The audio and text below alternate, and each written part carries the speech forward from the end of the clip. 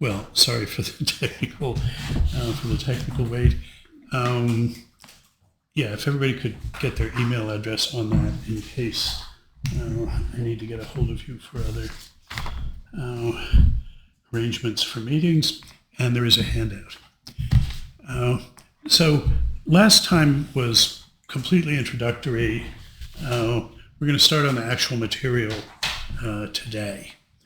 And I think this is a wonderful story. If you enjoy listening to it half as much as I'm going to enjoy telling it, then it will be great. So the theme is the notion of vocabularies. And this is a term of art. At the technical core of what we're doing is a definition of a vocabulary as a lexicon and a set of reason relations on the lexicon, which in fact the set of reason relations is just a set of ordered pairs of lexical items. A set of ordered pairs of sets of lexical items. But if you think of those as premises and conclusions of the good implications, and we encode the incompatibilities into the implications in the usual way. So where I'm going is to that technical notion. But what I want to fill in today is the philosophical background.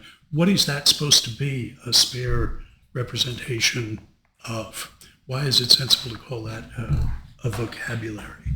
I mean, in some sense, we won't know that until next week when we do the pragmatics. But in my contribution to the volume on Rorty that I edited, I talk about his vocabulary. It's a Rortyian term that I've taken over.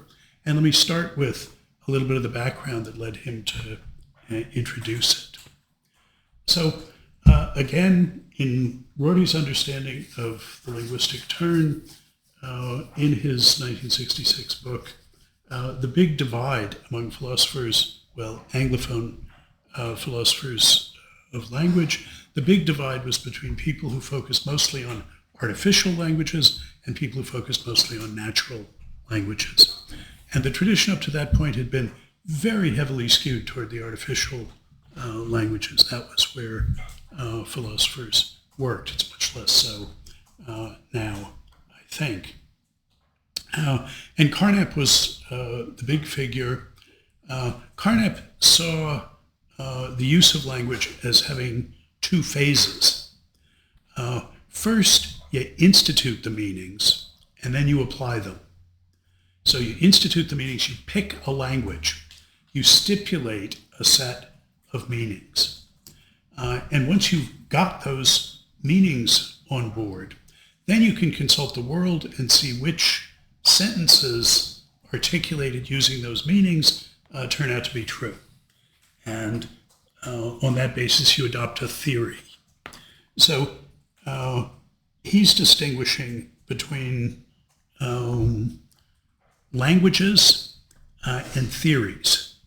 The languages consist of meanings, and the theories consist of beliefs codified in those meanings. This was actually, though the extent to which Carnap is aware of this is not clear, this is a Kantian division of labor. Kant shares with his rationalist predecessors the view that you have to already have a set of determinate concepts in order to be aware of anything, in order to make any judgments. Now the rationalists worried about where you got those concepts, how, if they were presupposed by any sort of discursive activity, where did they come from? And this was a permanent embarrassment for the tradition that culminated in Leibniz and Wolff. Kant's view was that the institution of meanings, the primordial institution of meanings, was a matter of our noumenal activity, and that on that basis our phenomenal or empirical activity of making judgments and endorsing practical maxims could help itself to norms for the application of these things that were instituted not by our empirical activity, but in some noumenal realm. Now, once the game is up and running, he had a story about how once you've got some concepts, you can get more of them by judgments of reflection. But basically, he had a two-stage theory. First, you put the concepts in place, and then you make judgments using those concepts and get a set of beliefs that you have from them. Now, Quine, Carnap's student and admirer, looks at this from the point of view of somebody who's interested in understanding natural languages rather than artificial languages. He says, this model is just not helping for thinking about natural languages.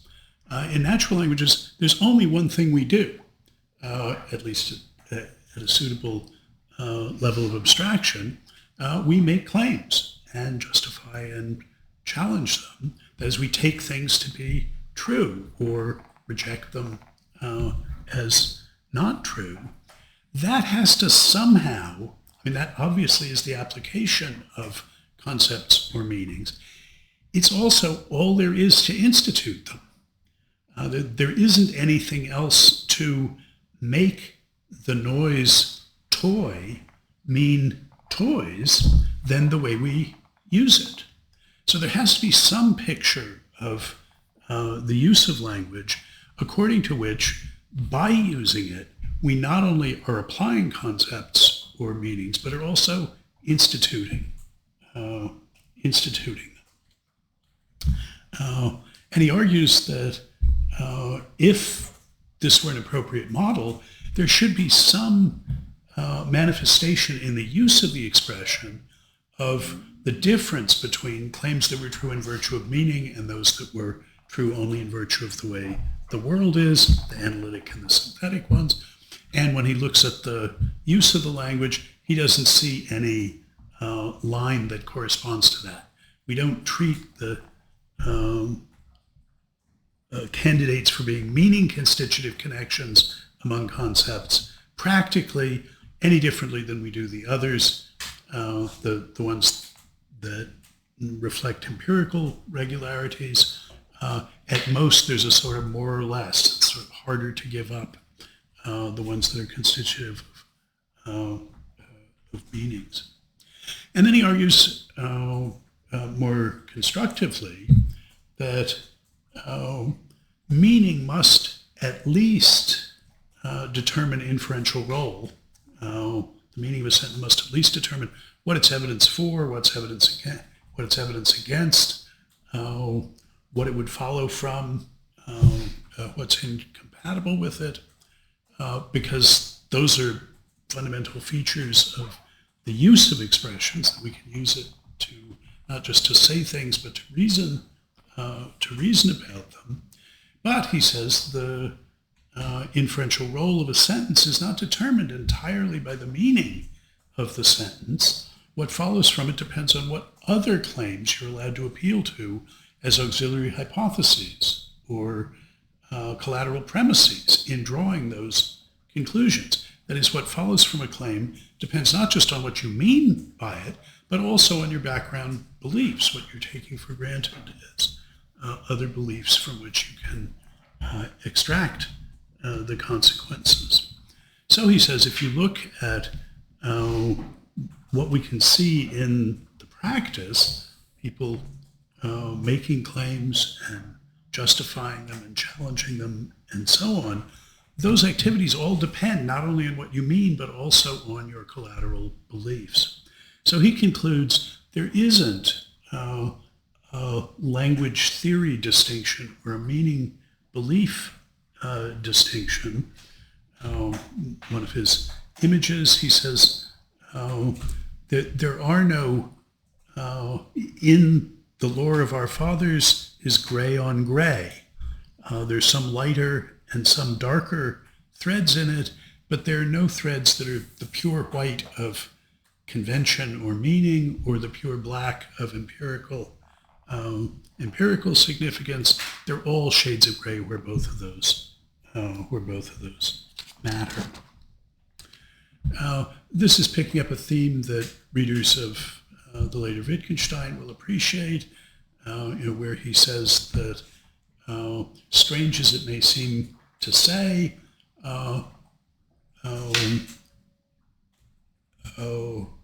our meanings depend on a certain agreement in belief as well.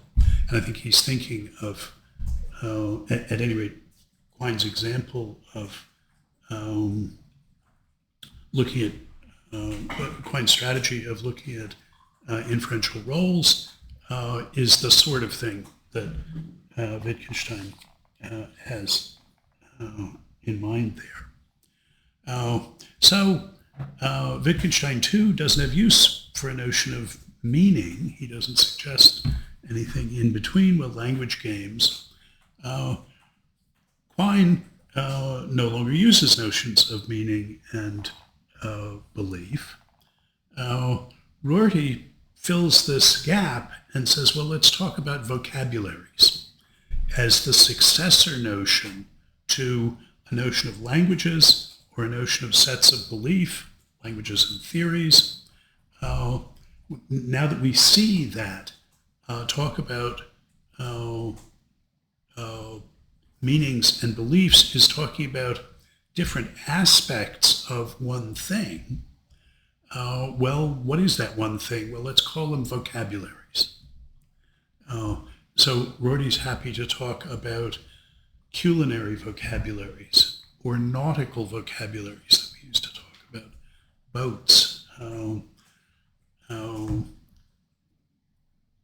but also to talk about autonomous vocabularies, language games you could play though you played no other, which isn't true of nautical vocabulary. You've got to be able to talk about lots of other things in order to talk about sloops and rudders, tacking, and so on. But Rorty proposes this notion of vocabulary as a capacious notion for expressions in use, expressions as they are used. So just the lexicon, a set of sign designs, repeatable sign designs, that's not a vocabulary. But we're meant, in using the notion of vocabulary, to be very non-committal about sort of what they are, what else is involved in them. They're expressions in use. But that's what we would like to understand, is vocabularies. And Rorty, in Contingency, Irony, and Solidarity, incidentally, his favorite of his books, which is really where he introduces the vocabulary, as an addition to the vocabulary of causes, that he had previously taken it was sufficient for pragmatists. He thought of pragmatists as naturalists and thought, well, instead of talking about representation and reference, we pragmatists in the philosophy of mind will just talk about stimuli and environments and things that we can talk about in a naturalistic causal vocabulary. But he came to see the value of the vocabulary as well. Now, if you've got, so some things that he would talk about, he talked about in terms of vocabulary, some things he talked about in terms of causes. You get these two sort of overarching vocabularies, because we can talk about the vocabulary of causes, the vocabulary of physics, the vocabulary of natural sciences as well. And we can talk about vocabularies, expressions in use, in causal terms. So there's a sense in which these two points of view can swallow each other, or each can claim to address the other. And if you ask Rorty, well, how do you understand the relation between the vocabulary and the causal vocabulary? That's basically what I was pushing him on in that essay. He says, this is the most fundamental pragmatist point, you don't need to have a story about how they're related. They're good for different things. Figure out when you should use one and when you should use the other. What you don't need is a metaphysical or ontological story that says, yeah, and one of them is nature's own vocabulary, or is the right vocabulary for talking about some kinds of things. So he just refused the challenge to say in general terms what the relation between these two vocabularies, really meta-vocabularies, are. Now, you might or might not be willing to take that on board. If you're going to use the vocabulary, you might well be philosophically interested in how it's related to other vocabularies. Now, as I indicated at the end last time, our view is that language matters not only as a topic, but also because the way to think about these vocabularies is to think about the meta-vocabularies that you use to specify them.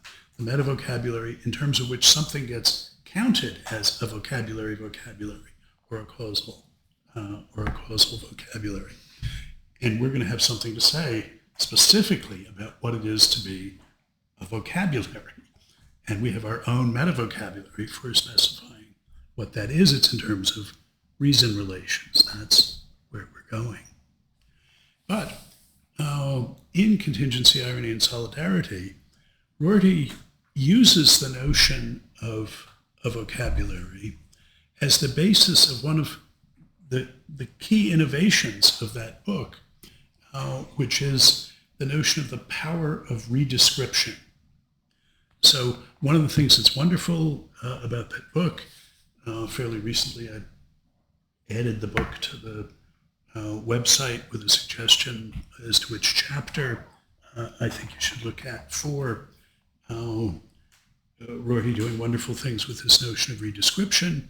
But he says, look, one of the special things about us is that we have this expressive power that things that can't talk don't. And that is that we can change vocabularies. We can redescribe things. And we can understand things as redescriptions. So we can think about the advent of modernity, say, as a matter of supplanting one kind of vocabulary with another kind of vocabulary. We can think about various political changes as a matter of employing one vocabulary rather than another. And crucially, one of the things that we can describe and redescribe by switching vocabularies is ourselves. We have this expressive, redescriptive capacity. And the remarkable thing is that for creatures like us who live and move and have our being in a world that's structured by the vocabulary we use, we can change what we are by redescribing ourselves. And that capacity, which is unique to us, is of the utmost philosophical significance in just sort of understanding what kind of creatures we are. Why, in particular, we're creatures that have histories rather than natures. Now, Rorty uses these notions, as I say, in that chapter. I think it's chapter 4 of Contingency, Irony, and Solidarity. You can see him making good use of this notion. He doesn't talk about it in a sort of metaphysical way, but I can recognize Hegel's thought, metaphysical thought, in this Rortian notion of redescription by switching vocabularies, and in particular self-transformation by self-redescription. Here's, in my cartoon version, what the Hegelian thought is. He says, any living thing has a distinction between what things are in themselves and what they are for that thing. So the hungry animal something is food for it if it takes it or treats it in practice as food, if it eats it. And that's up to the animal, what it takes or treats as food. But it's only really food if it nourishes the animal, if it doesn't poison it. If he eats something and it tastes terrible or makes him sick, he's discovered that what it was in itself was different from what it was for him. For him it was food, but in itself it was something else. That's true of all living things, that they have this distinction between how things really are and how they are for it, matter of its the role in their behavioral economy. But we're special in that we're essentially self-conscious creatures, in that what we are in ourselves depends on what we are for ourselves. Our view about what kind of a creature we are is a substantial and indeed essential feature of what kind of being we actually are. Hegel has a dramatic view about how you become a creature like that, because what things are for you, the appearance to you is a kind of ideal that confronts the reality. And he's saying, yes, but we're the kind of creature where the ideal is part of the reality for us. He says, well, when does what things are for you, the appearances, become an essential part of what you are? Well, when you're willing to risk your life for how things appear to you, for some feature of that, when you're willing to risk your biological existence for some commitment of yours, you make yourself into an essentially self-conscious creature. This I take to be the lesson of the Lordship and Bondage session. The struggle unto death between the master and the slave is resolved, he says, when the master resolutely is willing to die rather than relinquish his self-conception as the master. The slave is not willing to risk life at the end of the struggle for their conception. Okay, that's dramatic Hegel. That's not Rorty, but sort of filling in the picture for you. But suppose we just think about this notion of an essentially self-conscious creature, that is, one such that what it is for itself is an essential part of what it is in itself. Well, what it is for itself for us, that's a matter of the vocabulary we use, and that's saying that the vocabulary we use is an essential part of who we really are. At any rate, we can think about creatures like that, and they're subject to a distinctive kind of self-development, because they can change what they are in themselves by changing what they are for themselves, by redescribing themselves, by adopting a new vocabulary. Now, that's not to say that they instantly become actually whatever they take themselves to be. Far from it. There's always going to be a gap between these things, but what you really are in yourself is different if you use a different vocabulary, or at least a sufficiently different vocabulary. So if you want to understand one of these essentially self-conscious creatures, it's not enough to know what vocabulary they use. You need to know how they got here. The sequence of vocabularies that culminated in this, you need to know their history. They have a history rather than a nature, because insofar as that vocabulary is part of their nature, they could change that. Maybe not just by waving a hand, but various things you can do can change the vocabulary that you're using.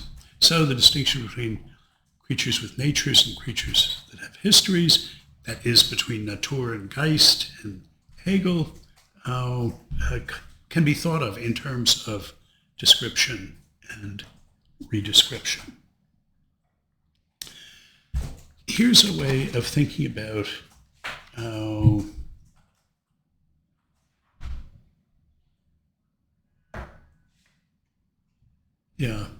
putting Rorty to one side, but with this notion of description and redescription, we can see some special features that vocabularies have that are not often thought of as constraints on our formal theories of languages, or vocabularies, as I'll be saying, but deserve to be.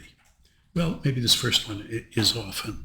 So the observation with which Chomsky ushered in modern linguistics in the late 50s is an insight into the creativity of language that the empirical observation, the empirical claim is that almost every sentence uttered by an adult native speaker of a language is radically novel. I say radically novel, not just in the sense that that speaker has never used or heard that sequence of words before, but in the sense that no human being ever has, no one ever has. If you think of almost any of the sentences that I utter in telling this story, other than sort of boring self-repetition and the times when I'm quoting one of the mighty dead, it's exceptionally unlikely that anybody will ever have uttered just the sequence of words that I have. But, that's not just a feature of professor speak. If you say, I put the baseball equipment and 24 sandwiches in the back of in the trunk of the car, it's exceptionally unlikely anyone has ever uttered that particular sequence of words before. Yet, we don't have any trouble understanding or producing sentences like that. Now, Chomsky argued for this on fundamental grounds. If you look at a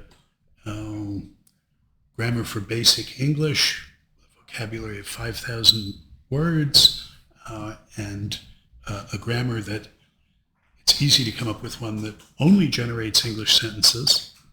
Tough to get one that generates all and only, but you can get only English sentences. But if you look at how many words of, say, less than 20, how many sentences of less than 20 words there are that's generated by that, there just hasn't been time for people to have uttered any significant proportion of those in the history of the world. This result has, over more than half a century since then, been massively confirmed empirically by looking at huge corpora of utterances. Please pass the salt may get a lot of usage, but most sentences, the vast majority of them, really are new.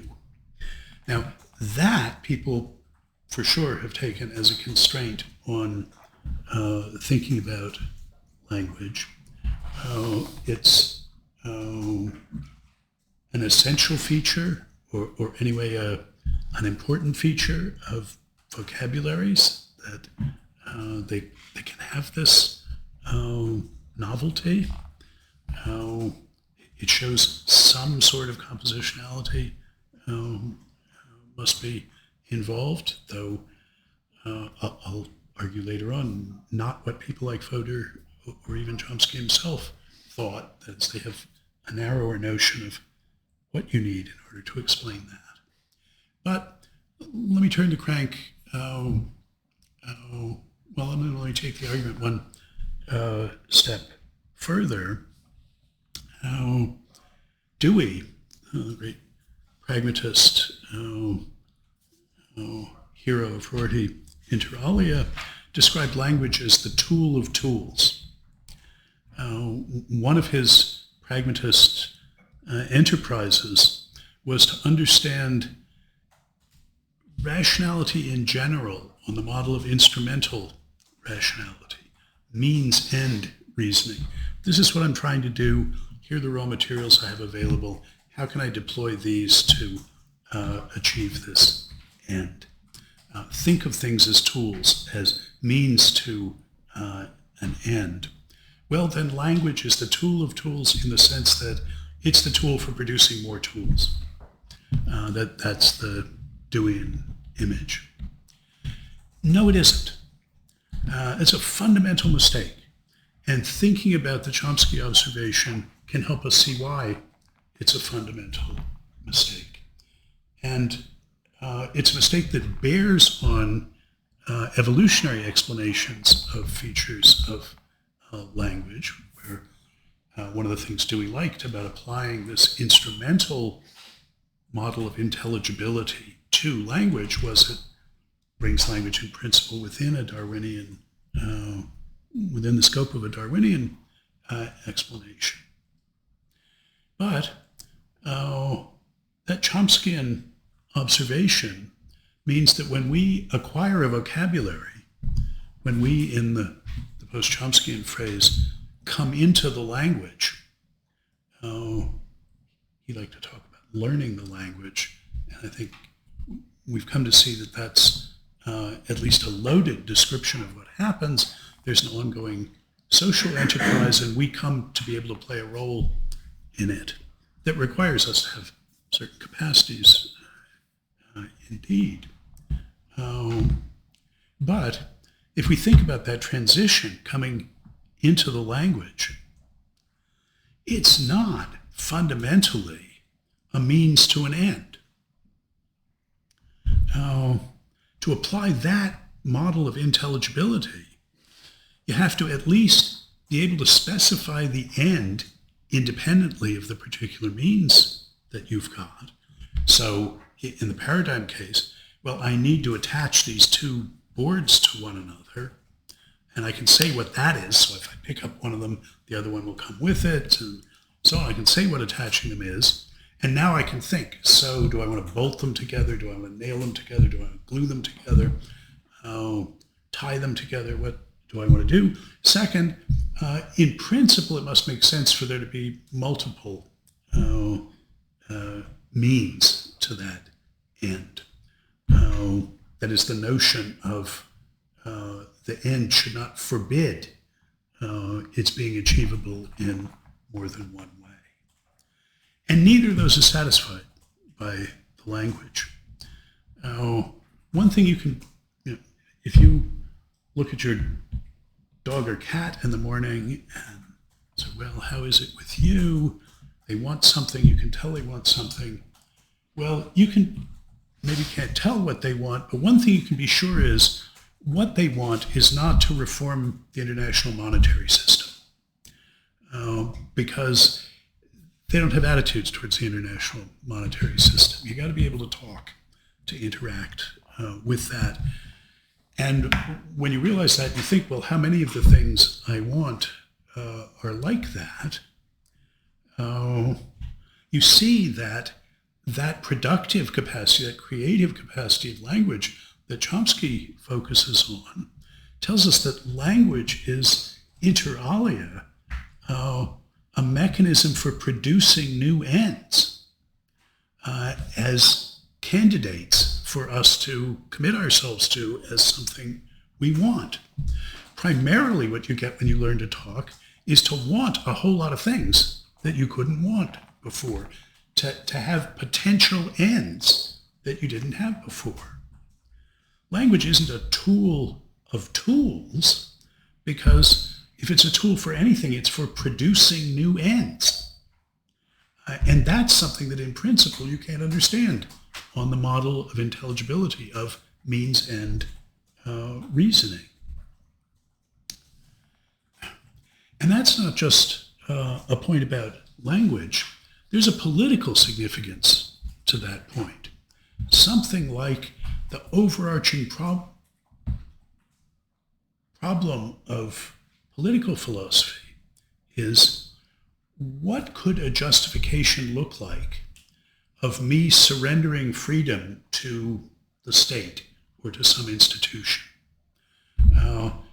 I'm subject to normative assessment according to the norms of this social institution, whether it's a state or a family as far as that goes. But the political question is, in constraining myself by these norms, I'm giving up some negative freedom, freedom from constraint. I am normatively constrained. What could the justification of that be? That's the fundamental question. And for language, there's an answer to that question.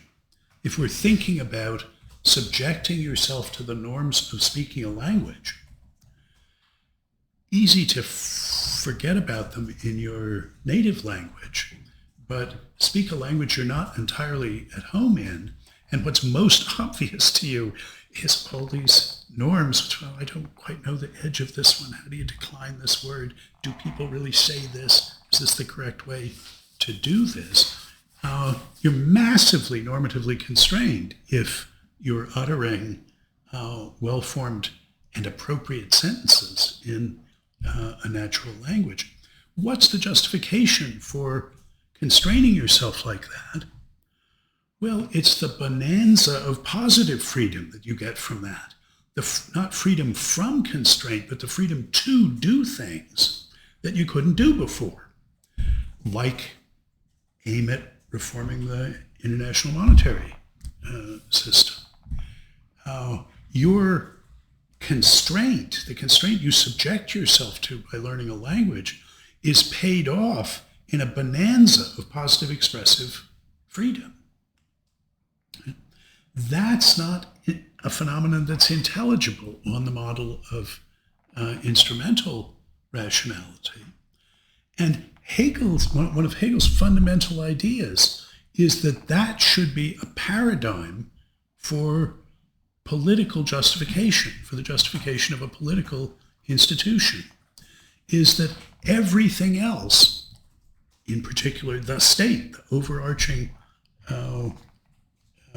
institution, should be able to be vindicated, should be justified in the way that language is, that coming to adopt a vocabulary is, in that the constraints that it proposes, the norms that it subjects you to and assesses you according to, should be justified by the payoff in expressive freedom, in the freedom to do things that you couldn't do, except when you were constrained by these norms. So Hegel saying, Sprache is the Dasein of Geist, holds up discursive practice as a political ideal, saying, this is an institution where we have a decisive and convincing response to the fundamental question of political philosophy. What's the justification? What's the legitimation of this normative constraint? And because of the productivity of adopting vocabularies, we have another example. Now, while the Chomsky observation has been taken as a constraint on our philosophy of language, our formal semantics, and so on, this political dimension has not, I think. And I think it should be, and we want to give you an account of vocabularies that make sense of the notion of essentially self-conscious creatures and of a kind of constraint that is legitimate and justifiable by your own lights, even though we can't explain it to the ones who haven't come into language yet, why it's a good thing. After you're in, you can see what you got. And any sensible person would think it was the deal of a lifetime to subject yourself to these norms in return for sort of what you get. Okay, all of that is a gloss on the power of redescription, the notion of essentially self-conscious being, Chomskyan observation.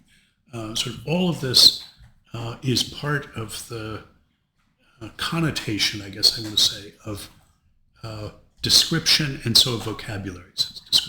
Redescription is shift of vocabularies.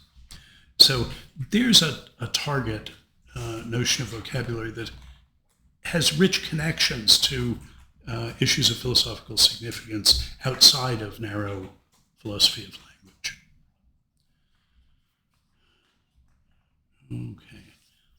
Okay.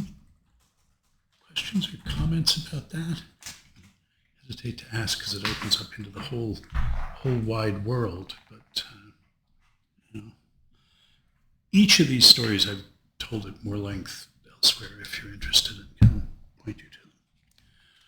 Okay, then that brings us to the main point of business. Let's think about vocabularies in a narrower, more philosophically self-interested way. Here's a place where I think it can help. Though happily, most philosophers these days don't need to worry about the divide between analytic and continental philosophy. It's largely in our rearview mirrors. That's not to say that the question of what the project of analytic philosophy was isn't an interesting project in a more than merely historiographical way. What tied together all the various things that were done under the aegis of analytic philosophy? Here's a try at that. And now this is sort of a story from the first of my Locke lectures, from Between Saying and Doing. There were paradigms coming out of Frege of using one vocabulary to understand another. He used the vocabulary of logic to understand the vocabulary of arithmetic. There was a target vocabulary, arithmetic, more generally mathematical vocabularies, and there was a base vocabulary, logical vocabulary, and philosophical questions about the target vocabulary that didn't arise about the base vocabulary. Whatever was puzzling or irritating or provoking about the target vocabulary that led you to treat it as a philosophical interest, whatever puzzled you about it. You have some base vocabulary where you say, well, look, if it were just like this, if it worked the way logic works, I wouldn't have this puzzle. Now, maybe arithmetic doesn't do that for you, but normative vocabulary, say, or intentional vocabulary, it's puzzling. Even modal vocabulary, maybe. You have some vocabulary that has puzzles in it or is used to express features of the world that you have some interest in, and it contrasts with vocabularies that you're comfortable with, that don't have the puzzling features. You say, if only I could understand this one vocabulary in terms of this other vocabulary, I would really understand it. I would see how it was legitimate. So in an early paradigm in On Denoting, Russell says there are these definite descriptions, and the trouble is that unlike, he thought, proper names, some of them refer to something and others of them don't. You can introduce these expressions that don't have objects that go with them. Isn't that puzzling? How are we to understand that? Well, I understand logical vocabulary, and in logical vocabulary you don't get any of those weird things. Now he shows us how to translate expressions from the puzzling target vocabulary using definite descriptions in Fregean or PME's logical vocabulary. He says, well, don't you see there's an existential commitment, and there's a uniqueness commitment, and we can put both of those in logical vocabulary like this, and you don't need to use definite descriptions. You can use these logical equivalents for them. Now, a number of features show up in the generalization of those achievements into the philosophical program of analytic philosophy. It said, well, you've got some vocabularies you're puzzled about. Normative vocabulary, moral vocabulary, probabilistic vocabulary, intentional semantic vocabulary, vocabulary involving agency. You can think about all your philosophical problems in terms of problematic vocabularies. We've got some vocabularies that are unproblematic base vocabularies. And here I think there were two core programs in philosophy distinguished by what they took as the unproblematic base vocabulary. And that was empiricism and naturalism. Naturalism says the vocabulary of the natural sciences is unproblematic. It's our most successful explanatory and descriptive vocabulary. So as a base vocabulary that doesn't have all those puzzling features that, say, normative or dispositional vocabulary or whatever it does have, if the scientists talk that way, that's okay with me. Now, there's different sort of grades of purity. Well, do you mean fundamental physics, or do you mean the special sciences too, or do you really just go all the way to ordinary empirical descriptive vocabulary? And that's, people have different kinds of naturalism go along with those. But they say, yeah, if you could translate these other things into a naturalistic vocabulary, that's when I would admit I understand it. And if you could show me of some problematic vocabulary that it could not in principle be rendered in terms of one of these naturalistic base vocabularies, I'd say, okay, then it doesn't make any sense. It's like astrology or witch talk or whatever. Now, it was characteristic of analytic philosophy that you were allowed to use logic to go back and forth between the two. Logic was okay as a base vocabulary, but logic came for free in elaborating one vocabulary for another. And you can ask, well, why was that? And they had different views about logic. It's because it only involves the form of thought, not the contents. And this is a view we'll revert to when we start thinking about philosophy of logic, or the 1 week when we do that. But logic came for free. The other program, the empiricist program, said, well, the same sort of thing, except the base vocabulary is the vocabulary of sense data, or the vocabulary of appearances, how things look to me, or maybe it's merely the vocabulary of secondary qualities, or maybe it's all observational vocabulary. But these vocabularies are epistemically privileged, where the naturalistic vocabularies are ontologically privileged. These are epistemologically privileged. I know, or anyway, I'm comfortable with how I know how things appear to me, but now you say, and there are these norms. And I say, well, how do they show up in my sense impressions or in observations of things? If you could use logic to translate those problematic things into my epistemologically privileged base vocabulary, then I'd understand it. And if you could prove to me that some vocabulary of theology is never going to be translated, then I would say, fine, it's one of those vocabularies. It's not a serious one. So I think there were these two programs, the naturalistic and the empiricist one answering to ontology, the other to epistemology, help themselves to the logic. Different people found different target vocabularies problematic and could focus on them.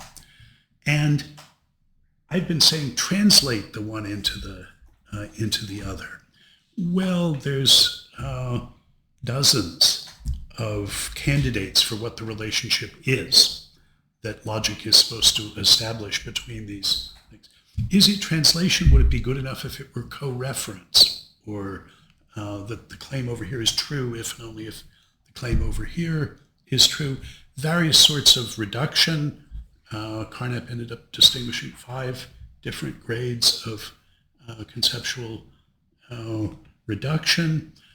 Maybe it's as weak as supervenience.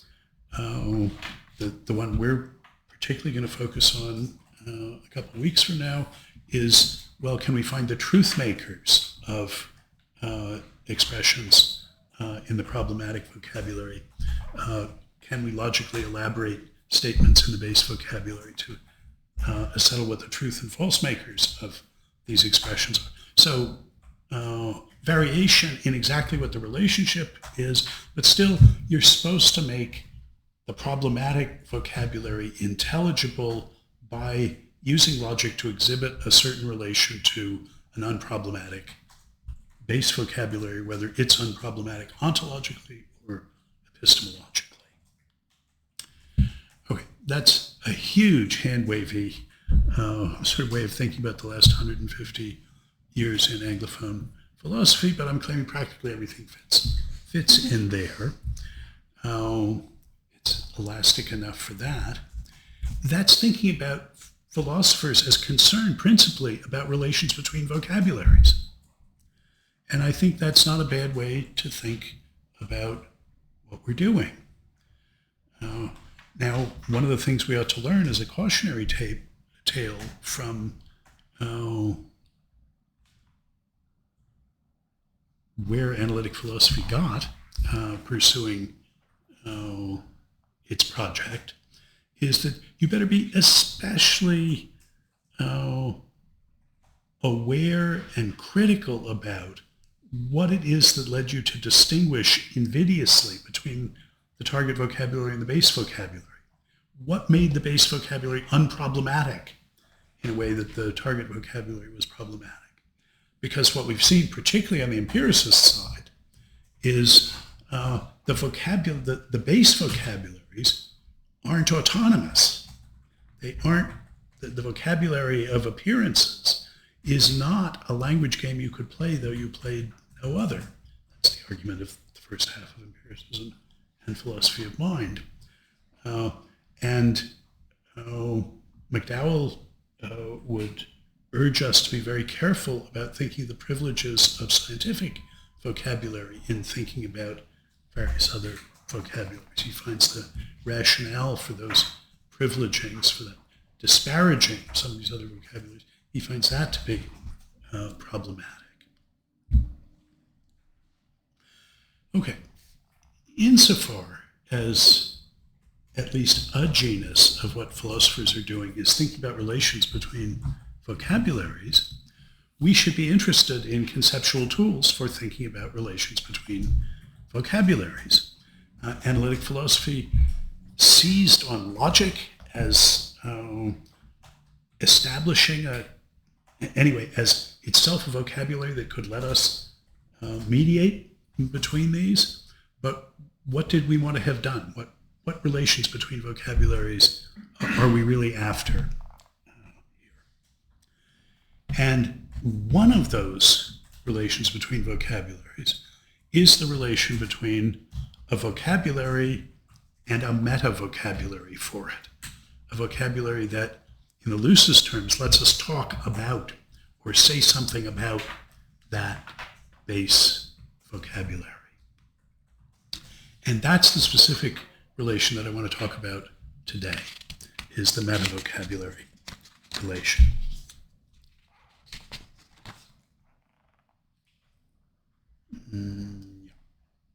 So,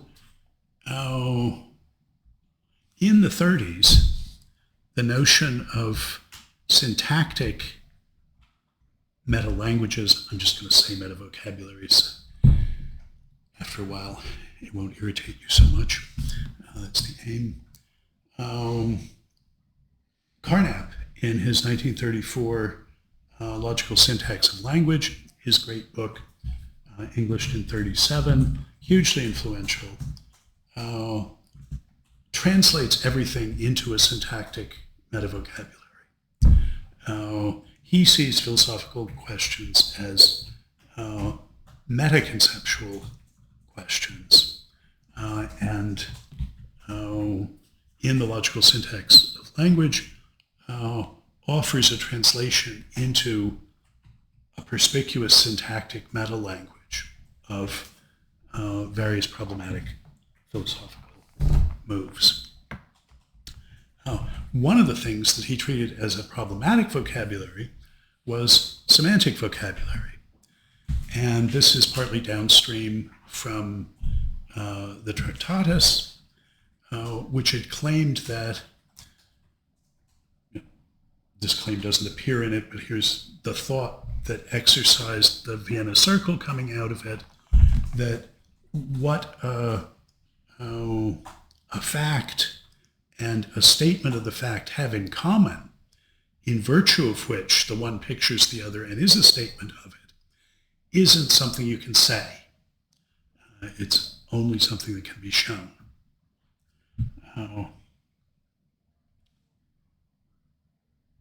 Those semantic relations are not sayable, according to the Tractatus.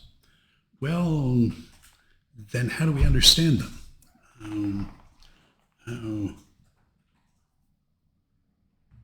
They were problematic vocabulary for him.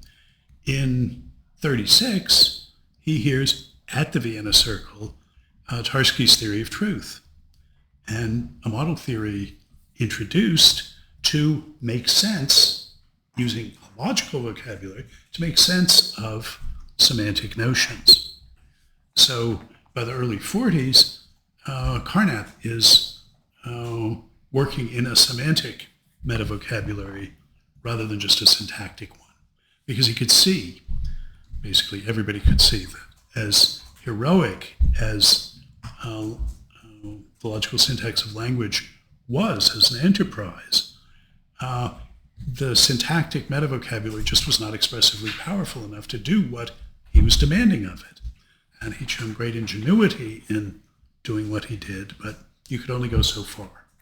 And Tarski gave him permission to use a semantic meta-vocabulary and help himself to notions like truth, which his next book, Meaning and Necessity, it's about modality. You need semantic vocabulary to get very far there. Where a syntactic meta-vocabulary had, by definition, expressions that refer to the expressions of the vocabulary, to the lexical items of the vocabulary, a semantic meta-vocabulary could refer to the meanings of them, the concepts that they expressed, well, as expressed in some semantic meta-vocabulary. And then the question, well, what one should that be? When Wilfrid Sellars had his epiphany in 1947, when the scales fell from his eyes and he converted to what he called the new way of words,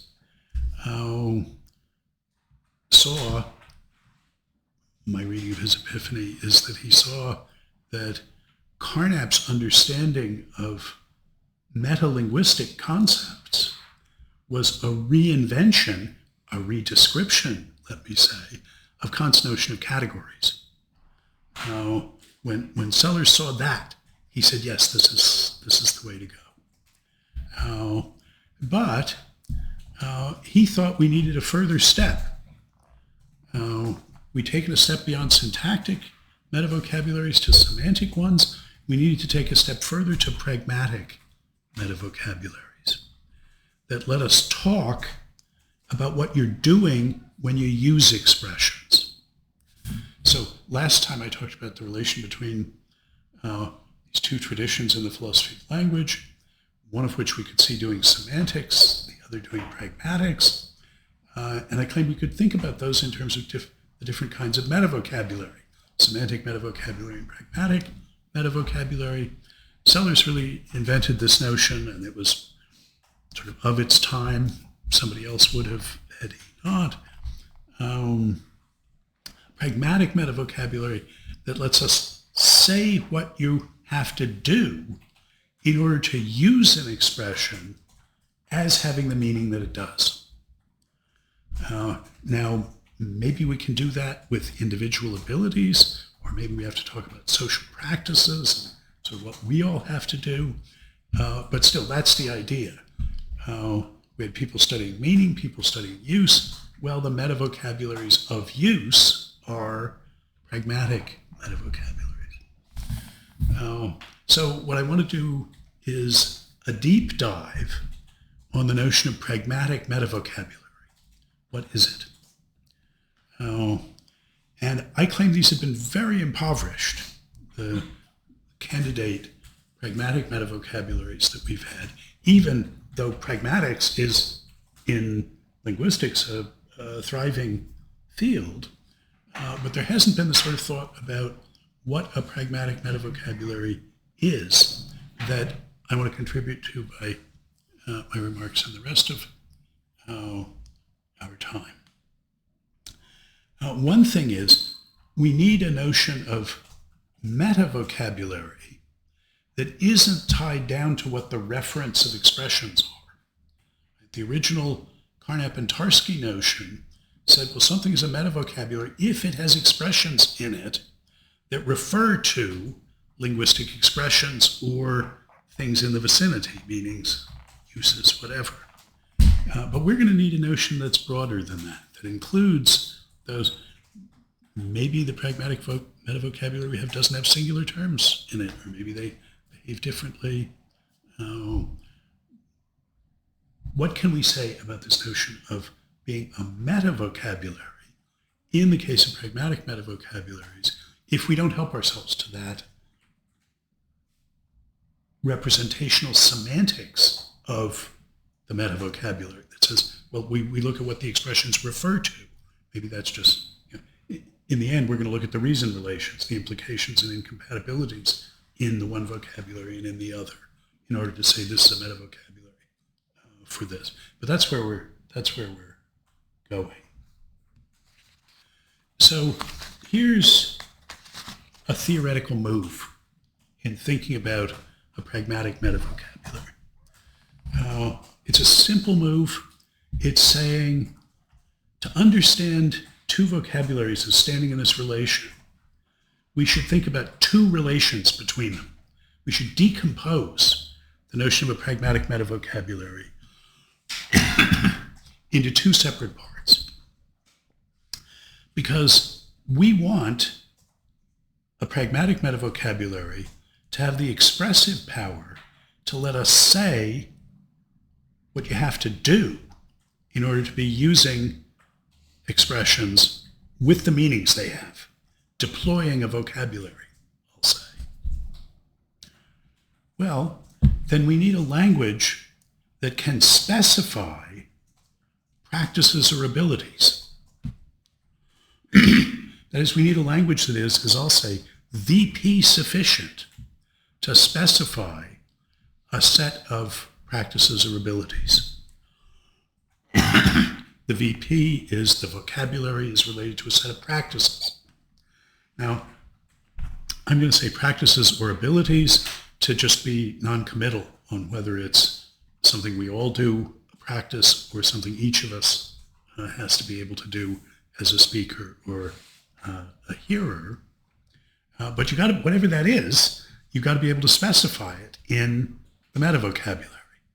So the metavocabulary has to be VP sufficient to specify a set of practices or abilities. What set of practices or abilities? A set that stands in the right relation to the target vocabulary, to the vocabulary for which the metavocabulary is a metavocabulary. Namely, practices or abilities that are sufficient to deploy that vocabulary, sufficient to be the use of that vocabulary, in virtue of which it has the content that it has. Those practices or abilities must be, I would say, PV sufficient to deploy the vocabulary. So if you look on your handout, that picture at the bottom of the first page is decomposing the dotted line that's the meta-vocabulary relation between V2 and V1, decomposing it into two relations. V2 is VP sufficient for the practices at the lower right, which are PV sufficient for deploying the vocabulary. So I call these meaning use diagrams. This is the simplest one because we've got implicitly meanings in the vocabularies. Vocabularies are not just formal things. They're expressions in use, meaning what they mean. But now we just put in the practices or abilities. This is a semantic relation between vocabularies. It's a relation between the meanings of the vocabularies, but it is, as I want to say, pragmatically mediated. Because to understand what that relation between vocabularies, between the meanings of the pragmatic metavocabulary and the meanings of the vocabulary of which it is a metavocabulary, to understand that relation between the meanings, you need to go through a specification of those practices. The ones that are specified by the metavocabulary and that are sufficient to deploy the base vocabulary. So, just to fill it in a little, on the VP sufficiency side, it's supposed to be that this vocabulary has the expressive capacity to give you a set of sentences such that any time those sentences are true, what those sentences are true of is a set of practices that's sufficient to confer meaning on, to be the use of a vocabulary as expressing those meanings.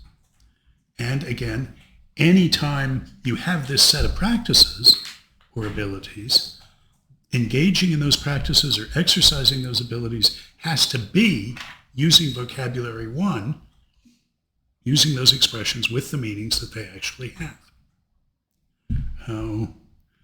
Use here, well, that's instituting and applying. The use has to do both of those things. And my project in those block lectures is in bold at the top of page 2 on your handout. Basic idea for how to extend the project of analysis so as to reconcile it with pragmatist critiques of it by Quine and Wittgenstein, who's, I've waved my hands at some of those critiques, I'm going into it here. My suggestion is that you broaden the relations between vocabularies you think about to include pragmatically mediated ones. And it turns out there are many more pragmatically mediated ones than this, and some of them are interesting, and that's what I exploit in the 6 lectures that I gave there. We're not going to look at any of that stuff because we're going to get to the same place by a more interesting route. Okay, but now you might say, well, are there any actual examples of VP sufficient vocabularies or of PV sufficient practices? I mean, you can talk about the pragmatic metavocabulary having the expressive power to let us say what you have to do, the practices you have to engage in, or the abilities you have to exercise, in order thereby to be deploying another vocabulary, speaking the base vocabulary. But can't we say something more about that? Can we at least have an example of it? And what I want to offer you is a concrete example of both of those relations and so of a pragmatic metavocabulary, but for a toy case. Well, it's toy in a way. That That is, by vocabulary, for the rest of today, I'm going to mean not a lexicon together with a set of reason relations, but a vocabulary in the following sense. It's a set of finite strings of elements of some finite alphabet that you get by concatenating elements of the finite alphabet. So we have an alphabet, could be our alphabet with 26 letters in it. I'm old enough that when, as a kid, I learned Russian, there were 34 letters in the Russian alphabet. There are now 32. Miyaki Snak and Tvirdy Snak, where did you go? Anyway, some finite set of letters in the alphabet, and now we get a universe of strings, which is all the finite strings you can get by concatenating elements of that alphabet. So start with nothing, concatenate one element, concatenate another. And now a vocabulary is any proper subset of that universe. So we're going to say some of the strings are in the vocabulary, others of them aren't. But this is a purely syntactic thing. We generate all the possible vocabularies generate all the possible strings, and now we pick some set of them and say, okay, these are the ones that are in the vocabulary, everything else is outside the vocabulary. That's not appealing to the meanings of anything. But now we care about all the vocabularies like this. What can we say about them? And in particular, can we get pragmatic meta-vocabularies for these, for a vocabulary in this spare sense? Well, yes, we can, and then we can prove theorems about them. So consider the Laughing Santa vocabulary. It has just four elements in its alphabet. It has H, A, O, and an exclamation point. And the Laughing Santa vocabulary starts from his paradigmatic Santa utterance, ho, ho, ho. You have to hear the exclamation point that says he's done hoeing now at the end of the three hoes. That's in there. But if he'd said ha, ha, ha, that would have been in his vocabulary too. And so is ho, ho, ha. In fact, any sequence of hoes and ha's, finite sequence with an exclamation point at the end, that's the vocabulary. That's the Laughing Santa vocabulary. You could make up many other vocabularies out of the same lexicon of four elements. None of them would be much more interesting than this, but you could do that. Now, what's a pragmatic meta-vocabulary for it? Okay. You see statements that are VP sufficient for deploying the Laughing Santa vocabulary. Three different notations at the bottom of the page, 1, 2. So, what do I mean by deploying that vocabulary? Well, we're going to have a simplified notion, a stripped down notion of deploying a vocabulary, since meanings aren't at issue.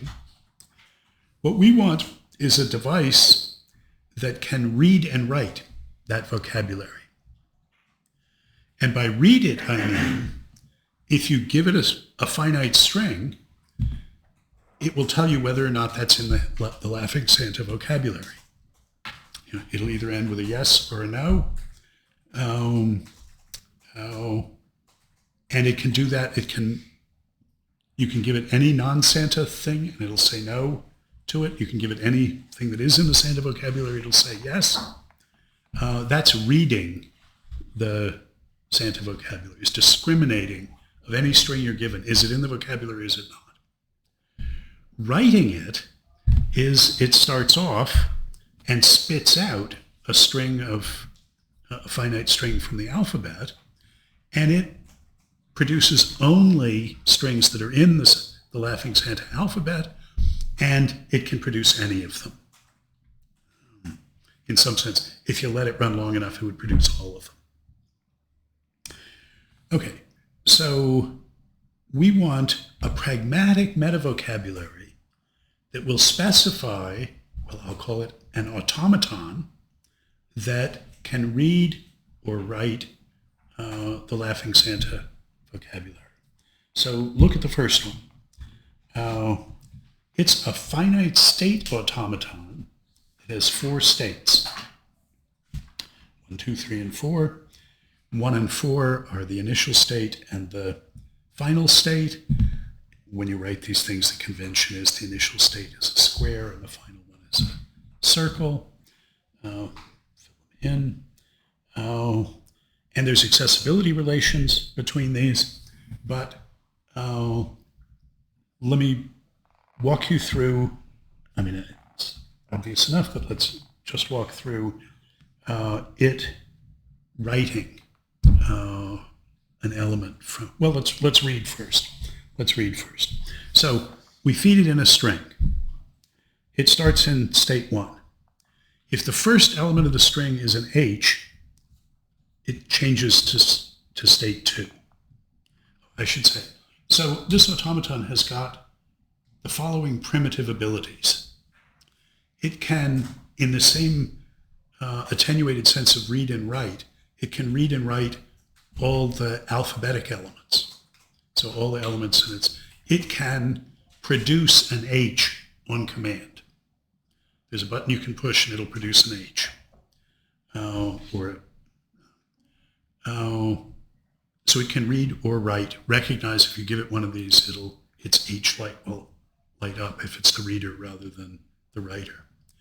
And it has the primitive rule following abilities, really the ones that are needed to implement conditional branch schedule algorithms, but it can change state from one state to another, and if it has more than one state that it can go to, it can do that conditionally. Depending on what input it got, it can change to a different state rather than the one it would have changed to if it got a different one. These are not mysterious rule-following abilities because we can make simple machines that can do this. There's those are its rule-following. So if you give it an H, it'll change to state 2. If the first element isn't an H, it freezes it at 1 and it never gets to 4, and so that's a no on this sequence. So it's in state 2. If the next element is an A, it changes to state 3. If it's an O, it changes to state 3. If the next element is the shriek, then it ends and says, yes, this was either a ha or a ho, the simplest statements. If it isn't, then if the next element is an H, it goes back to 2 and repeats. If it's neither an H nor a shriek, then it stops at 3, and that's a no. And on the other side, we started in state, on the side of writing, we started in state 1. It produces an H and changes to state 2, and then it has a choice. Does this randomly? Actually, we can show for these finite state automata that deterministic and non-deterministic, that for every non-deterministic finite state automata, there is a deterministic one that computes the same function. But say it just picks at random between producing an A or an O, either one puts it in state 3, then it randomly either produces a shriek or an H and goes through it again. And when I say randomly, it doesn't need to have the same probability for it. We can do anything. But that's how it produces. Eventually, it produces the shriek, and we've got a whole sentence in the Laughing Santa vocabulary. And so one thing to see is that the same information that's in that state diagram is in the state table below it. To know what to do, you have to know what the input was you got and what state you're in, and then that'll tell you which state to change to and which thing to issue. And that state table isn't necessarily two-dimensional. That is, we could write it out if we wanted to on a single line. I've put, just run those things. So the same information is in all of those. But what I want to say is what those are statements in is a pragmatic meta-vocabulary for finite state automata, which can read and write vocabularies in this syntactic sense. The language of state diagrams, the language of state tables, and the state table reduced to a string in a super vocabulary of the original vocabulary, because there's things like halt in it, which are not in the other one. All of those are ways of saying what you have to do in order, by doing that, to be reading or writing the Laughing Santa vocabulary. They say what you need to do. You need to read the next element and see whether it's an A or an O and shift state. That's what you need to do. That's sufficient to deploy the vocabulary.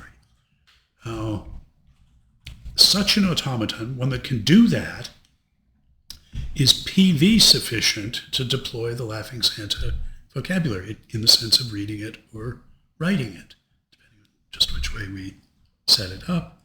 And the statements in the vocabulary of the diagrams, the table, and the string are VP sufficient to specify a finite state automaton that is PV sufficient to deploy in the sense of reading and writing the Laughing Santa vocabulary.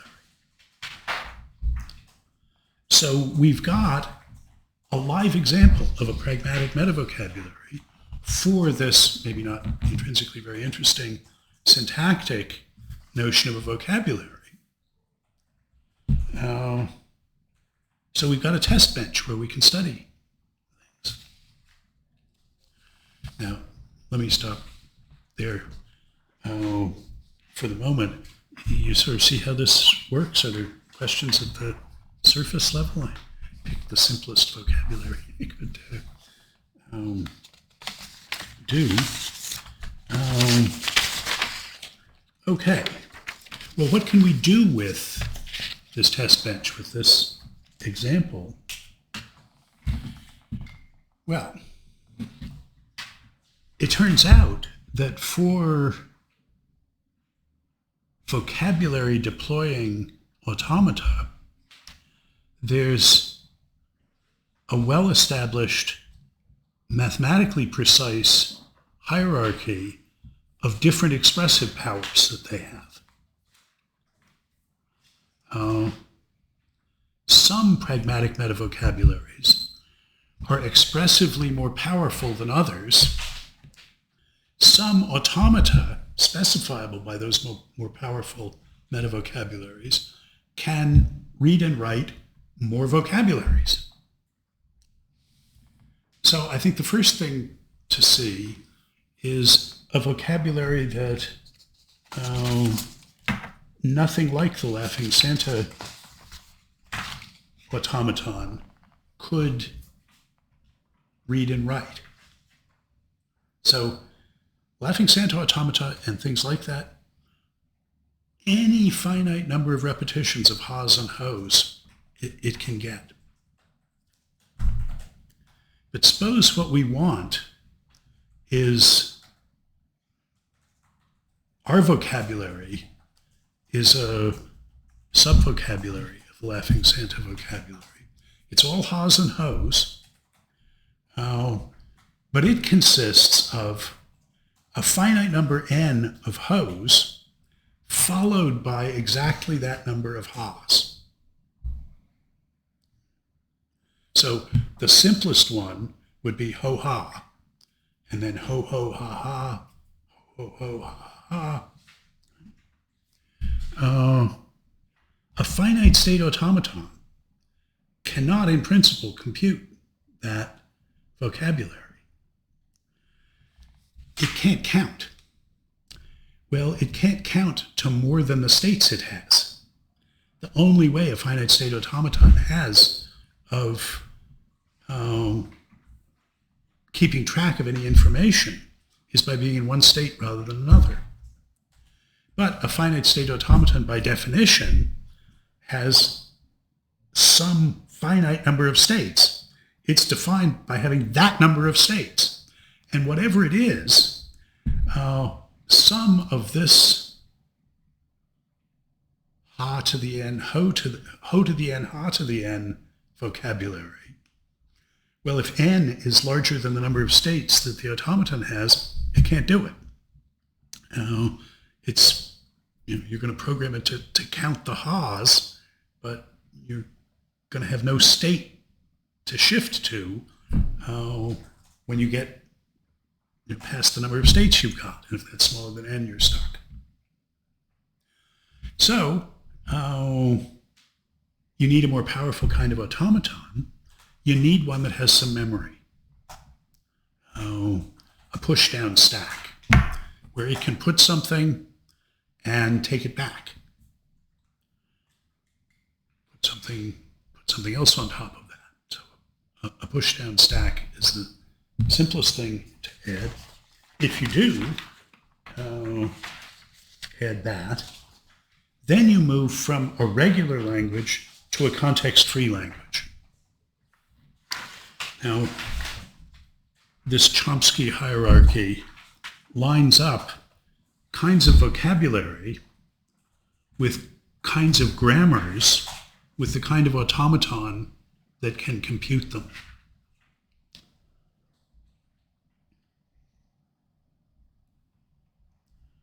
So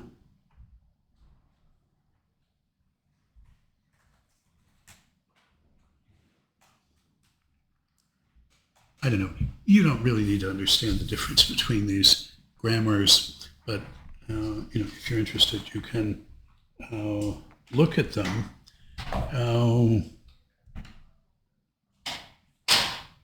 I guess the important thing is to realize that the finite state automata cannot compute everything. What can compute everything is a Turing machine. It can compute all the recursively enumerable functions. It can compute all the vocabularies. The Turing machine is a finite state automata that has two push-down stacks. Now, I have to confess, I do not understand, and I thought about this hard for a while, why the difference between one memory and two memories makes the expressive difference that it does here. It makes a huge difference in the expressive power of the language. I mean, these, when I say memory, they are push-down stacks so that you're always retrieving the last thing that went in. And so those other things sort of have to go somewhere. And it turns out you need to be able to put them in the other memory so you can get them back into here. Yeah, that's sort of why it is, but it feels to me like there should be a deeper fact. I don't know. The difference between the third kind of grammar and the second kind, the context sensitive, allows you to have expressions on both sides of where you're making a substitution. And that gets you a lot. You need a fancier machine to do that, yet. If you think about the Turing machine, Turing machine, infinite tape, head on the tape that's, so its state is whatever, it has a state table that determines what state it's in, and it's reading this infinite tape, and it can move one in either direction. The linear bounded automaton that goes with context-sensitive grammars, that only has a finite tape. And the length of its finite tape is determined by its input. Well, there's a lot going on in this chart. But the point is, finite state automata can only compute regular vocabularies and so on. Now, here's a remarkable, I think, theorem. It's a theorem. I think it's remarkable. My book in elementary computational linguistics leaves this as an exercise to the reader. It says, oh, show this.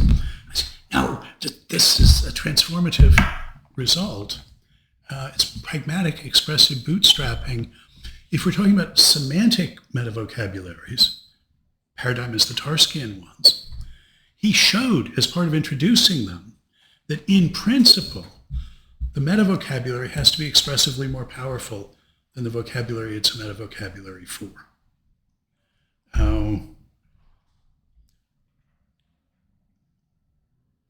If it's to be a semantic metavocabulary, it's got to have a truth predicate in the Tarskian thing. And if it does, it's got to be expressively more powerful than the other language. That's why we get the Tarski hierarchy that we chase up. In general, a semantic metavocabulary has to be expressively more powerful than the language for which it is an expressive. It is a semantic metavocabulary.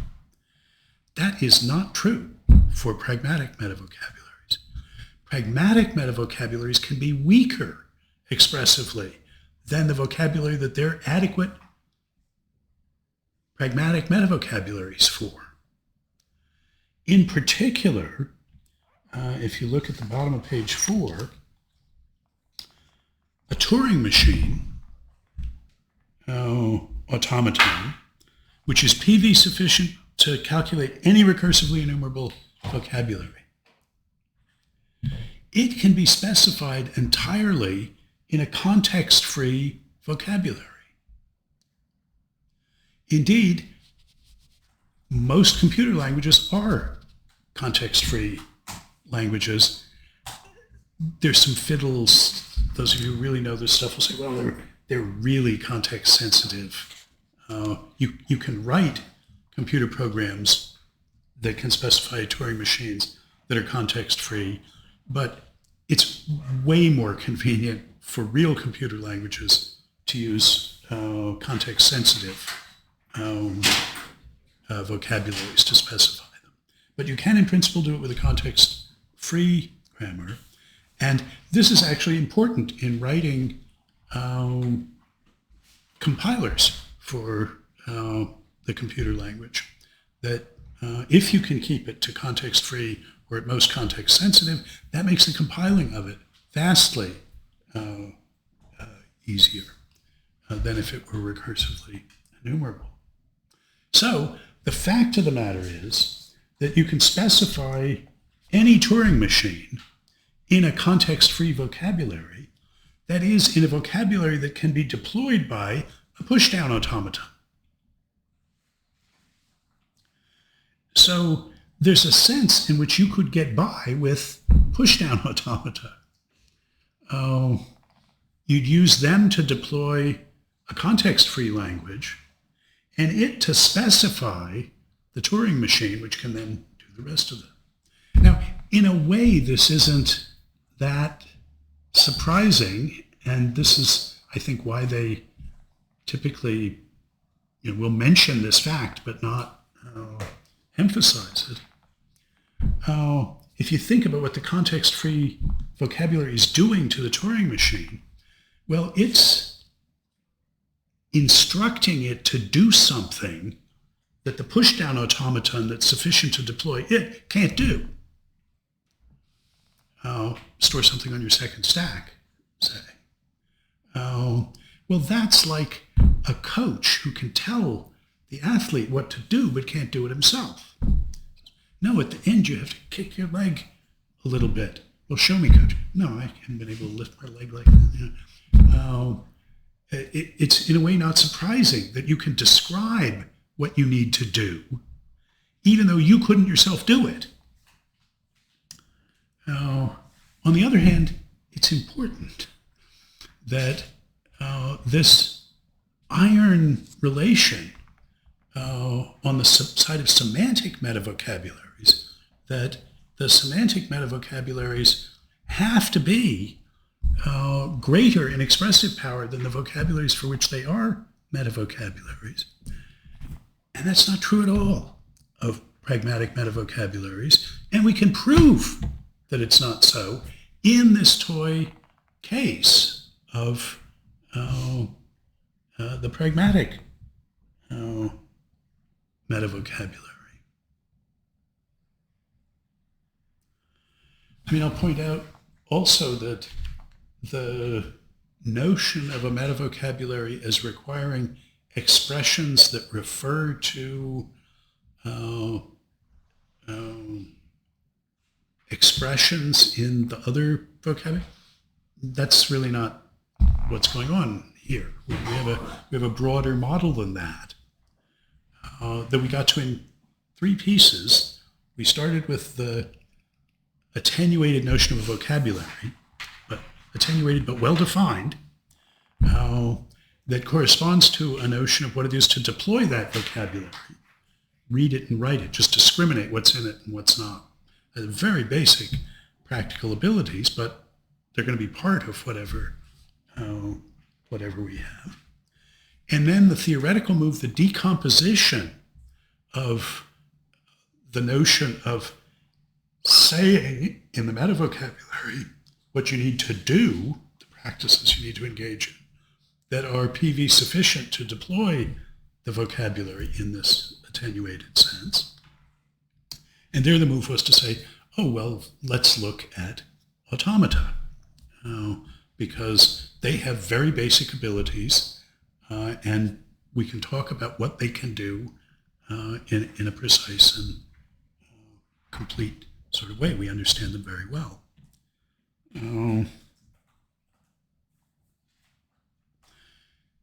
So we can show that pragmatic metavocabularies are very special and very different from semantic metavocabularies.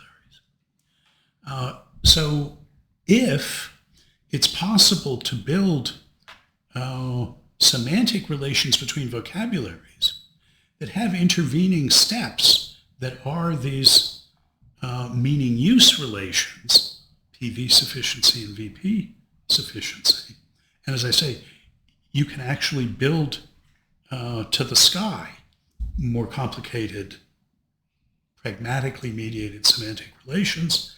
Some of them are philosophically important. That's what I do in the law lectures. But if you can do that, lots of the rules that apply for semantic metavocabularies are just not going to apply to our analysis of these phenomena. And you can have expressions that can only be introduced according to a diagram sort of like this, which we haven't been looking at.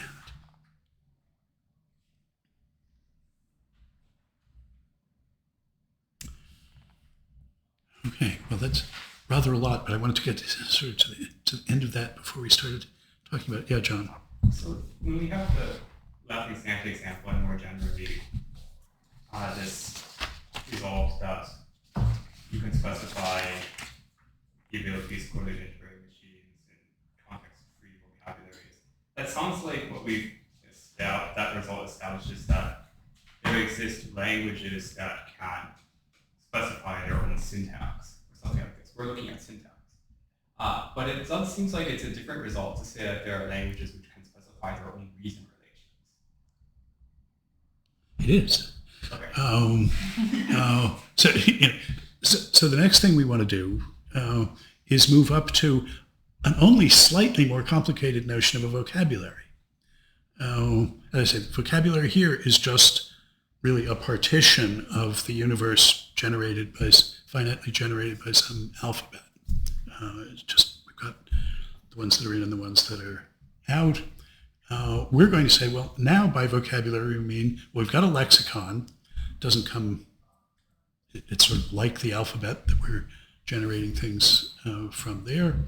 And the reason relations on it is a set of pairs of sets of lexical items. You could think of each one of those as standing for a good implication. It has these premises and these conclusions. There's some complications, but that's the way to think about it. And if the second element is empty, then that's encoding that the first element is incoherent.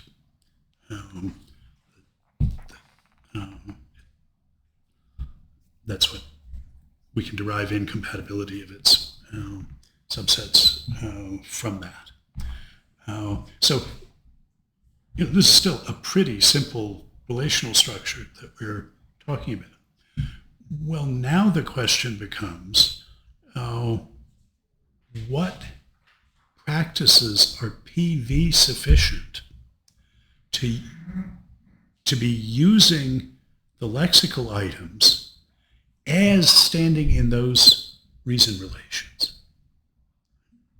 How do you have to use them in order, by using them that way, to be taking it that from this set of premises, this set of conclusions follows?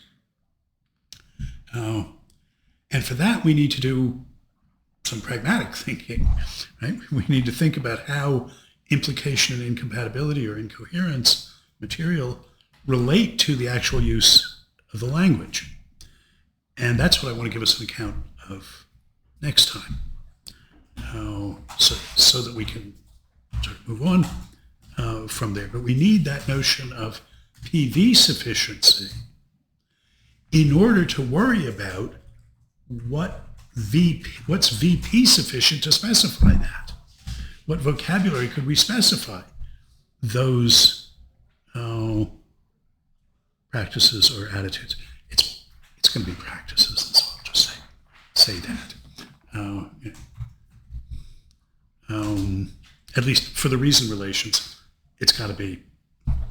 It takes a village. It's a community that's doing it.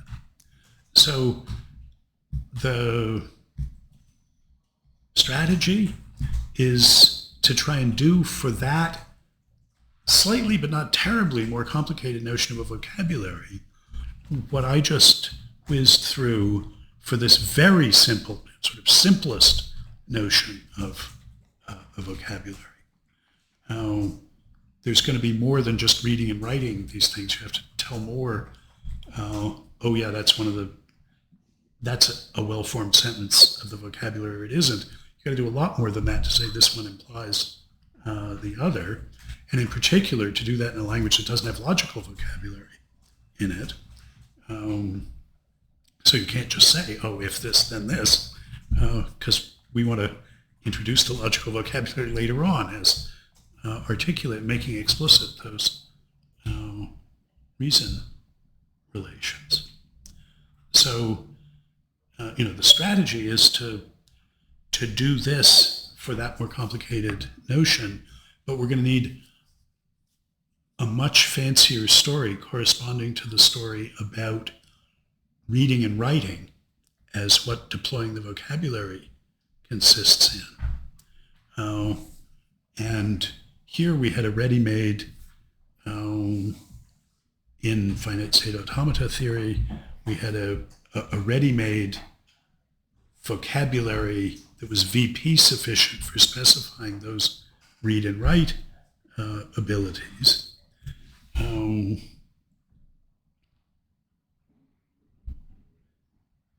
But that's still an intelligible strategy, and I wouldn't be sticking my neck out here if I didn't have the think that I had the cash for doing that.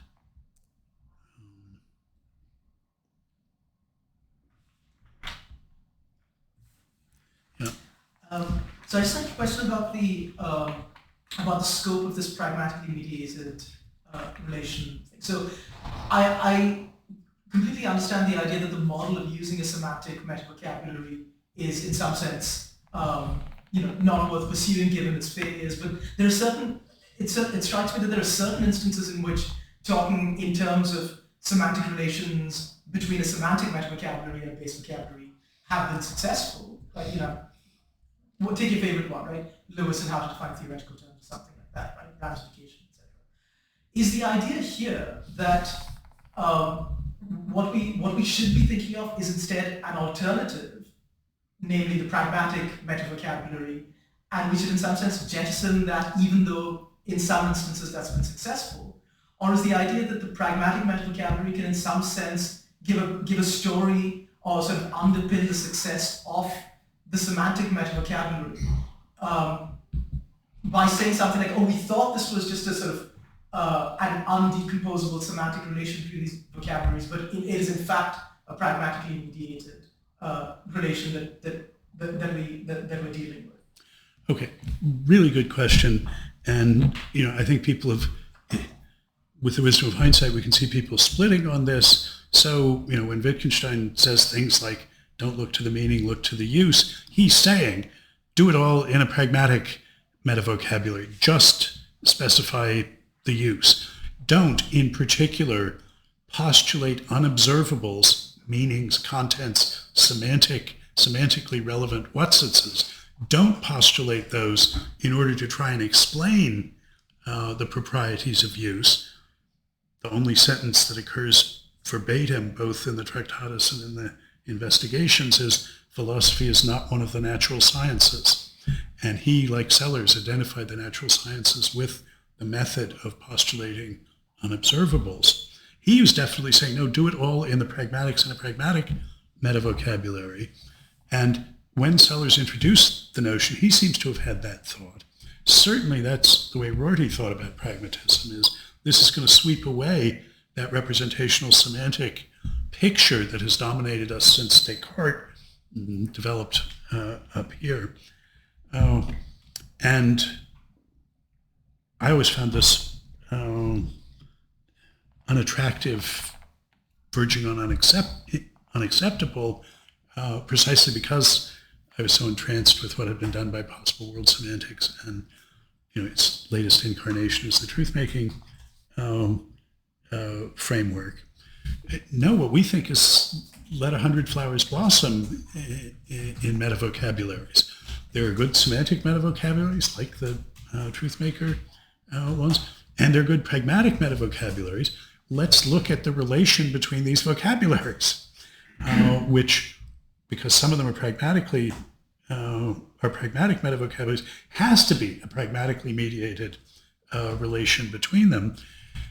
We'll learn things about the semantic ones, to be sure, but we're also going to learn things about the pragmatic ones.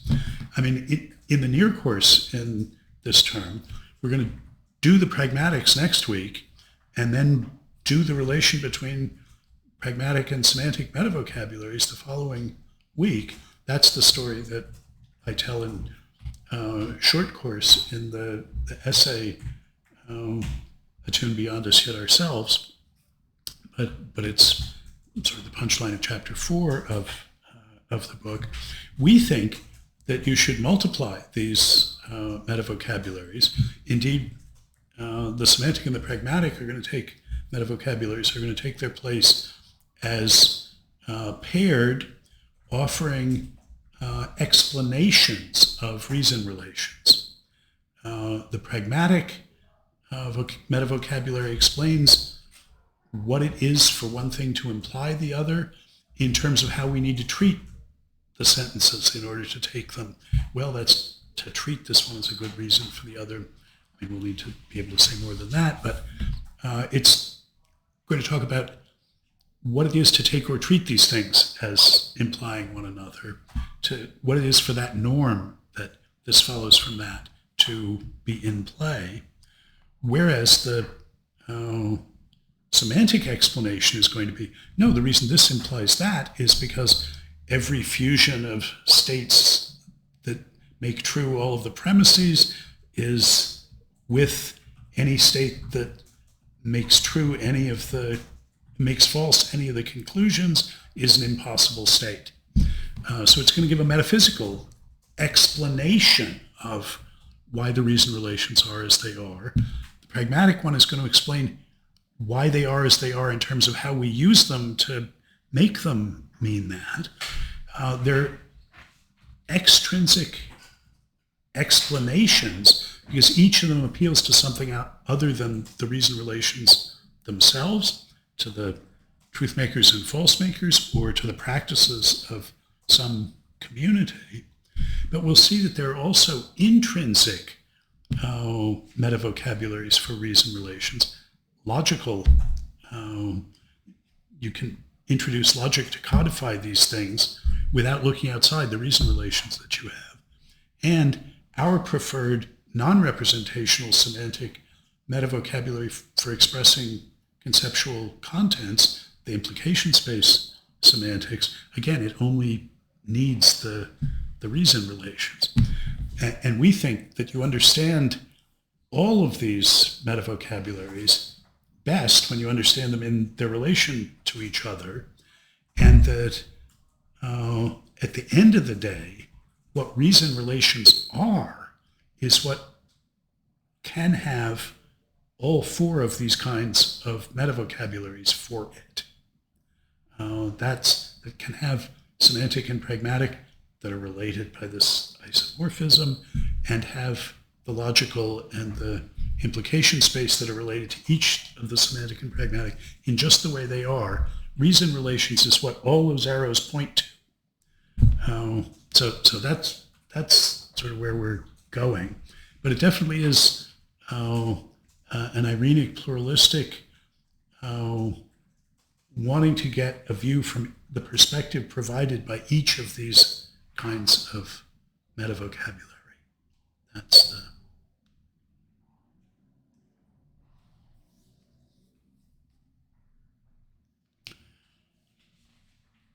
I think at this point I've run us past time for a break, so I propose to end relatively soon. So I'm about where I want to be at this point. So if there's more discussion or topics one would like to follow up on, Nikki. I'm still thinking about this this observation made of, I guess, a claim that you can prove, namely that in the case of pragmatic meta-vocabularies, it's not the case that they have to be expressively more powerful than the vocabularies that they're apt.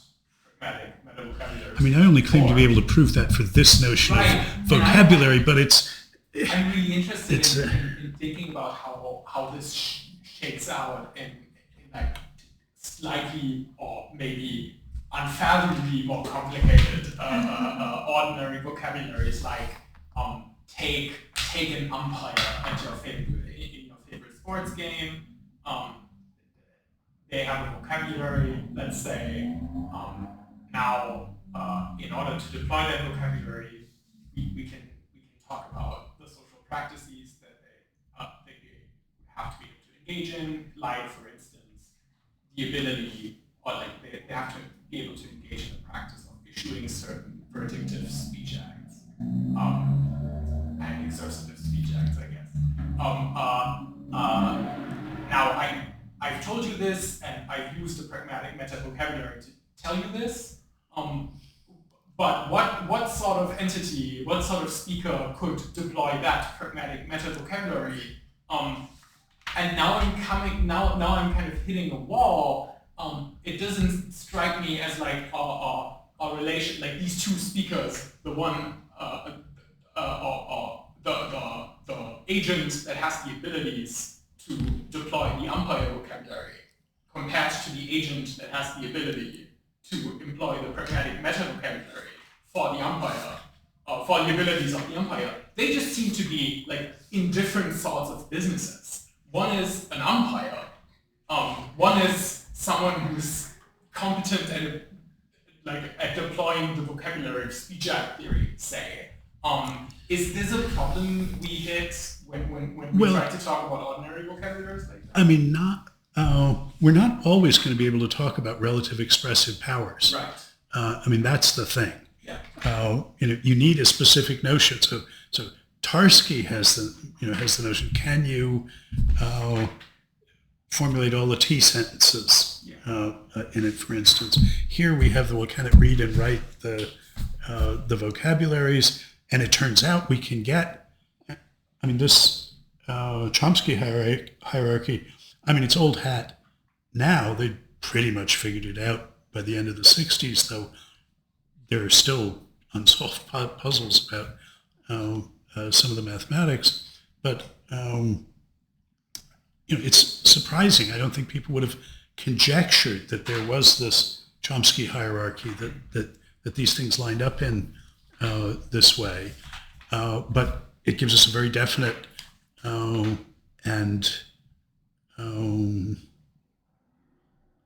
unexceptional notion of relative expressive power. Can we get one of those generally? I mean, is nautical vocabulary more expressively more powerful than culinary vocabulary? No. I mean, they're incomparable, I should think. English is more expressively powerful than either, but that's by inclusion. So that's going to be a notion, but not a very interesting notion. Can we get, a more general, interesting notion of relative expressive powers? Some of them we can. In general, no, I don't have that. But in the vicinity of your example, I thought maybe this was where you were going. The question of what's needed to deploy the vocabulary of verdictives and exercitives and the more specific things. Okay, nobody who can't use verdictives is going to be able to use this theory. But there's lots of speech acts they might be unable to perform, but have a perfectly good theory in the sense that if this theory is true of the person, then they are deploying the umpire vocabulary. And there, I think there's some interesting things. If all they can do is make claims, can they in fact deploy the vocabulary of all the other things you can do with words than make claims? And that's a substantive and potentially interesting question. So I take you to have focused our attention on one of the raw materials we need to bootstrap from this simple syntactic case with its, I'll say, striking result at the end about evading in a certain sense, evading the rigid hierarchy of expressive powers. If we're going to adapt that to an environment that has semantic meta-vocabularies in it, whatever else it has in it, we're going to need to say more about expressive power. Great. I'm super happy with this answer. Great. And look, that notion of expressive power is obviously seriously relevant to the political modeling that I was talking about. If the paradigm of a political legitimation for accepting the imposition of a norm governing one's behavior is that you're willing to trade it off because of the advance in expressive power that you get, then we better have something to say about what that is. So that's with this particular, really particular sense of expressive power, politically inflected. I think this is a lovely example for that too, right? Because you can say, the practices of the speech act theorists are PV sufficient to deploy the pragmatic meta-vocabulary for the umpire. That's PV sufficient for the umpire. But they don't need the sort of authority, the sort of social power that the umpire needs to deploy their vocabulary. Okay, yeah, but that's great. So they only need to be able looking, to describe it. Yeah, we're looking for a from more nuanced takes on different senses of expressive power. That's great. And I mean, I think this is a good background to read that Rorty chapter on redescription and self-redescription, because he's doing that. So I mean, in my essay, I complain about two things. About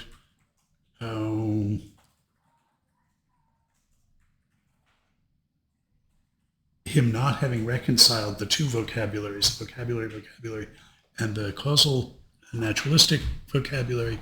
And then what he wants to do with this notion politically there is redescribe classical political liberalism, which he identifies with the distinction between public and private spheres of activity, saying, irony is his recommended attitude towards the private use of vocabularies, and solidarity for the public use of vocabularies. And the notion of the expressive power of those vocabularies is maximally relevant in both cases. I'm going to be saying different things when I'm ironically writing poetry and talking with my friends than when I'm making a political statement meaning to contribute to the discourse about what we all should do. And Rorty identifies, this is what I complained about, the public use with speaking the language the way everybody speaks it. We have to be subject to the common norms, and reserves to the private ironic sphere saying new things. And I think this division is, I'm not happy about the application to the political sphere, but I think it's wrong on the side of the language, because subjecting yourself to the public norms and using them to say things nobody has ever said before, those are two sides of one coin. You can't do the one without doing the other. There's a sort of retreat into Das Man, where you say, oh no, I'm not going to say anything that they don't say, but you can't actually be Das Man.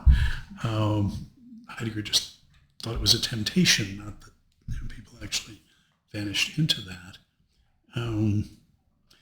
So all of this is meant to, give us modes of being more precise about these issues that we can see actually make a difference. The automata, you might say, well, that's not practical, it doesn't have any political significance. Actually, computer science, pretty important these days, but this is the basis for it.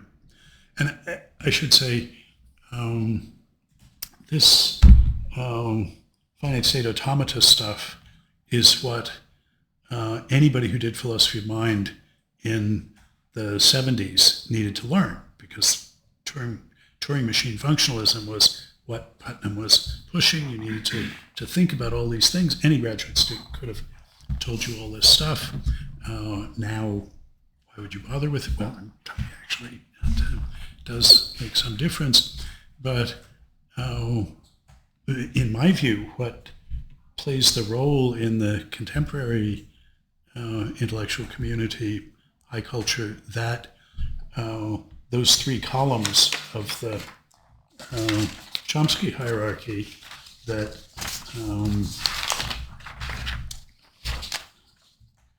line up the automaton, the grammar, and the vocabulary. This was a real achievement, as say, beginning of computational linguistics, but crucial in just computer science as well. And I think that the analog of that, the contemporary analog, is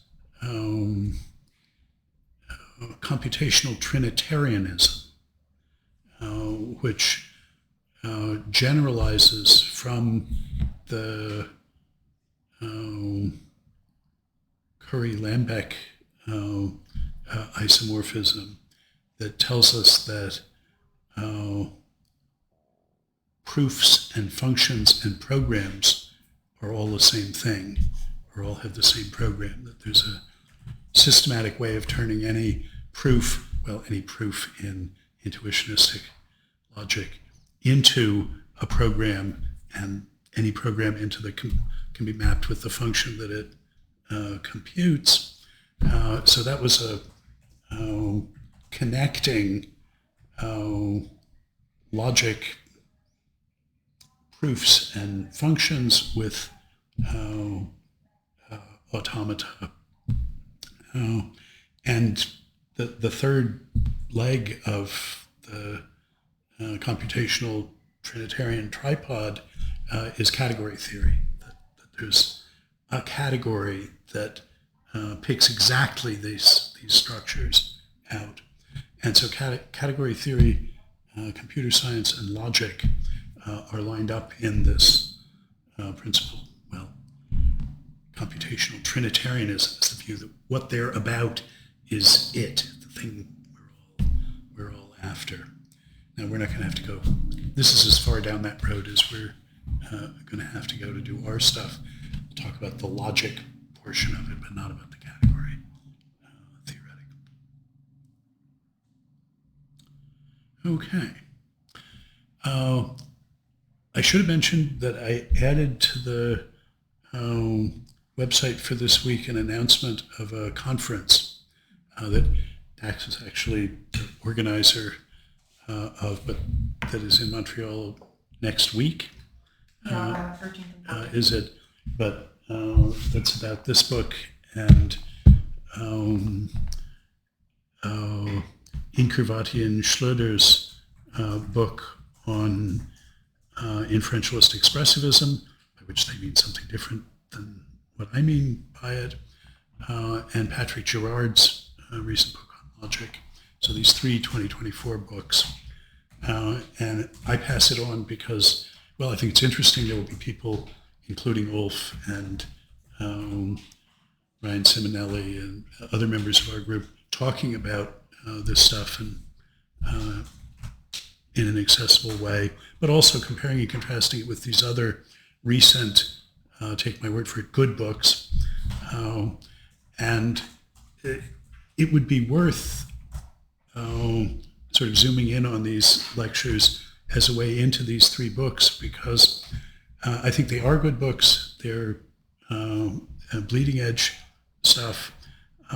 There's a dissertation, just read these three books and write the fourth book, the one that comes after these three. They're sort of overlapping these things. And it's, worth looking at things like that. That might not be your dissertation, but Covered my secret plan.